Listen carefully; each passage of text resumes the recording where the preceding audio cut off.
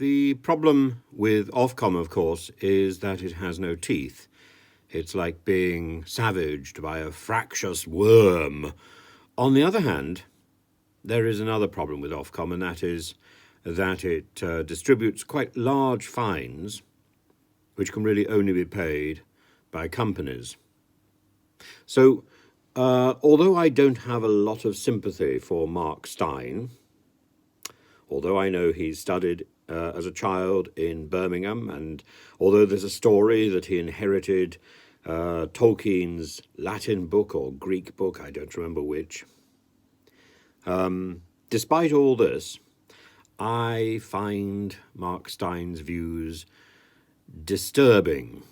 I remember particularly his views about Muslim immigration, and I suggest, frankly, that he set the tone for Zuela Braverman's unseemly ejaculation about Albanian invasions at the dispatch box.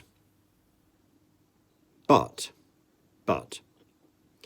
the talk he had with a guest on his show about COVID skepticism, the talk that produced 411 complaints and apparently breached the Ofcom code, well, if he was not in a position to defend himself, if he was not allowed to put forward his own defence, then I don't see that GBNews, is it GBNews? Yes, GBNews should then expect him to pay the penalty. He then says that he would then have to pay for he would then have to undergo compliance training, which he calls re-education classes. I understand his reluctance. And you know, I'm a great supporter of people who don't share my views.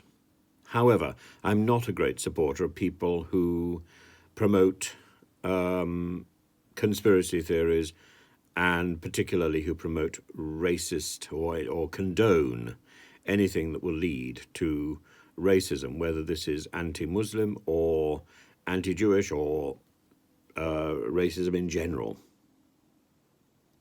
But I think in this case, Steyn has been used to test the water, and others follow. Others like ministers of the Crown. And I think it's unfair that he pays the price while others goad him on, particularly in the aftermath of 2 heart attacks. I think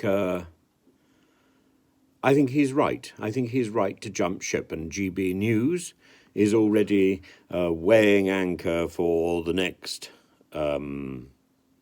excitement, which will be the John Cleese bandwagon. Ofcom is bound to have a field day, and I very much doubt that GB News is going to make John Cleese pay the price. There's something unfair and unseemly in the way GB News operates.